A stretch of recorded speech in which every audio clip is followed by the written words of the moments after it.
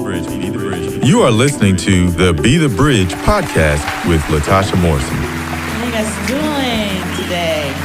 It's exciting. Each week, Be the Bridge podcast tackles subjects related to race and culture with the goal of bringing understanding.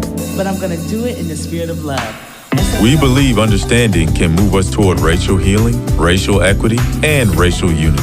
Latasha Morrison is the founder of Be the Bridge, which is an organization responding to racial brokenness and systemic injustice in our world. This podcast is an extension of our vision to make sure people are no longer conditioned by a racialized society, but grounded in truth. If you have not hit the subscribe button, please do so now. Without further ado, let's begin today's podcast. Oh, and stick around for some important information at the end. Hey everybody, it's Faith. I think we've met before. We might be friends by now. At least, I hope so. As we all know, 2020 has been a tough year, but it was also a year of bridge building for me and the Be the Bridge team. We are taking a short break and we'll be back soon with the next season of incredible conversations. With that said, we want to share with you the highlights of our most popular Be the Bridge podcast. Again, these are highlights, so go check out the episodes you may have missed. Enjoy, and we'll be back soon. Some groups thought, hey, you're too light or you're too dark, or, you know, what defines good hair? You know, like good hair isn't necessarily curly hair, or, Right. you know what I'm saying? Right. But just how these supremacist type ideologies that we've taken in and ingested within our community, and haven't even, you know, really discussed that and what that is and what defines beauty, you know, versus dark skin, light skin, and all these different things. And so that's a whole nother conversation as it relates to, I know some families that are biracial like yourself, where, you know, they have, you know, maybe one child is a lighter and maybe they have blue eyes. And so there's going to be some privileges that come with that and talking about that. Absolutely. But then maybe another child has darker skin and brown eyes, that, you know, even how both of their brothers and sisters or or two brothers, but how they navigate the world is going to be different for one than the other, and how they present. And, you know, and that's not the same in a white family, you know, having a child with red hair and blonde hair, you know what I'm saying? There's no comparison in this as it relates to colorism. But that happens a lot. I have a friend who is Native American and her husband is white, and she actually is biracial, but she presents.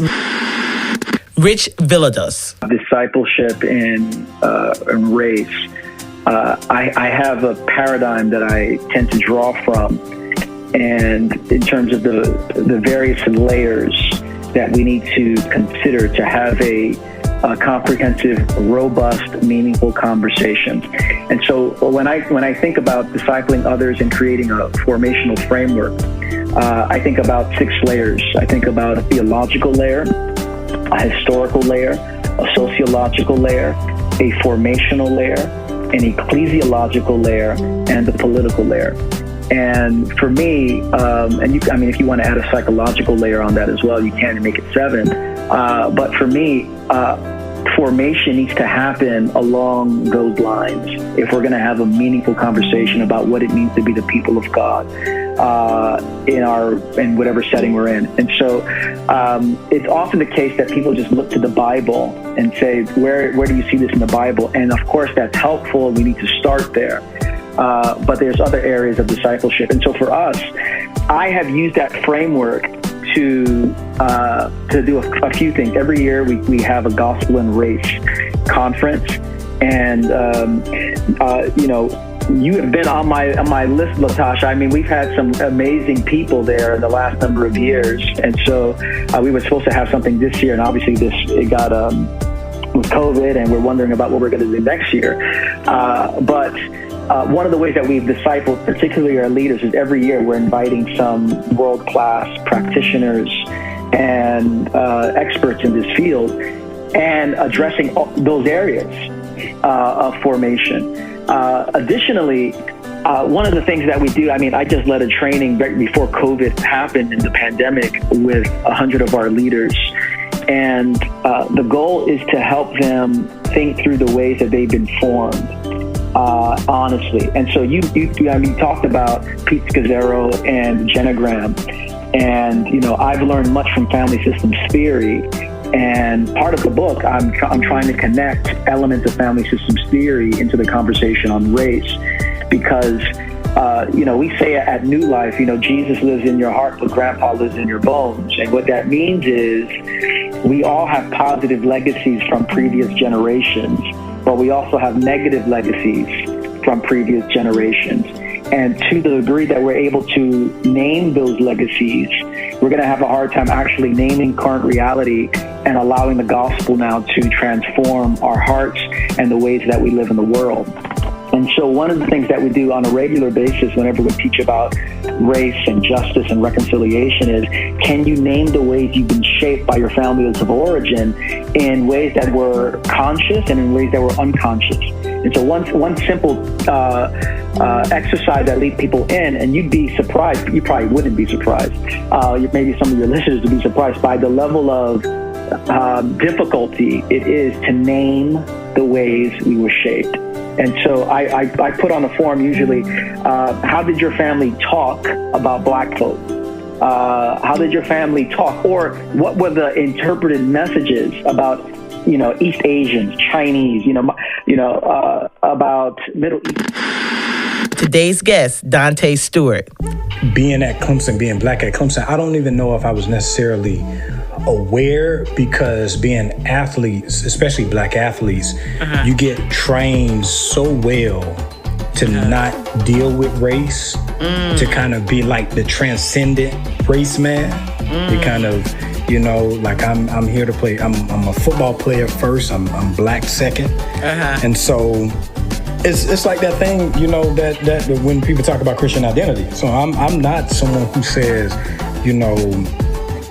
my first identity is Christian. That's just that's just not the case, or whatnot. I mean, it's a meaningful identity, but when I walk outside into the world, the first thing people ain't seeing, is Christian. Right. I mean, the first thing people see is Black, and that means I need to make sense of that somehow. But when we go to college as Black athletes, we believe the lie that we are first athletes and then we're Black second.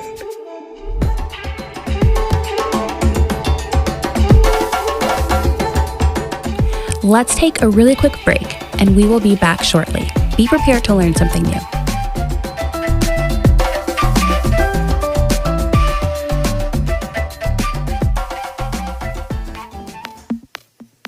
The Next Right Thing podcast, a podcast about making decisions that are making our lives. Emily P. Freeman, Wall Street Journal bestselling author, podcast host, and curious listener, dedicated to helping you create space for your soul to breathe so that you can discern your next right thing in love. Decision fatigue is a real thing. Adults make over 35,000 decisions every day. Many are second nature. Emily is here for the ones that aren't. She's made it her job to put into words the thoughts you don't have time to think. If you're feeling stuck over a certain decision right now, unsure what to do next, and frustrated by your lack of clarity, check out the Next Right Thing podcast. New episodes are released every Tuesday. Annie and Eddie Keep Talking podcast. Friends and podcasters Annie F. Downs and Ed Kafultz host a 30-ish minute show promising laughs, random topic deep dives, and rabbit trails. All the things you've come to expect when Annie and Eddie keep talking. Birthed from the weird, unprecedented, trying times being sheltered in place during COVID-19 and the need to stay connected. New episodes are released every Tuesday and Friday.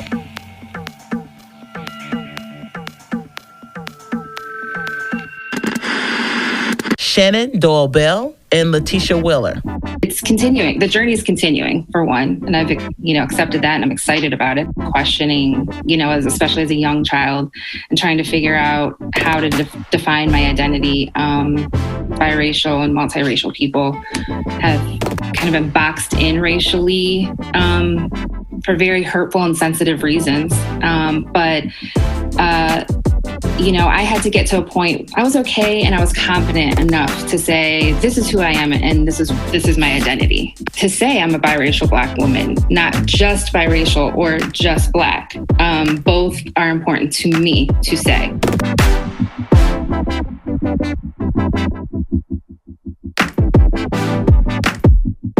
Right? Or live in shame or guilt about one or the other. But that is in essence how we were raised and we grew up. We equally loved both of our cultures.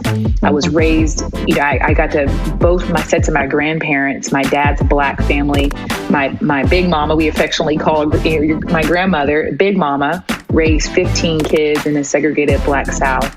I have probably 45, 50 first cousins, 60 something second cousins. And so I got to know her and my family very well. We ate sweet potato pie at Big Mama's house, but yet at my German grandmother's house, we had pumpkin pie. And we listened to music on both sides, and we engaged in food and conversation, on both sides. And so we were very fortunate, very blessed to be able to equally enjoy both cultures.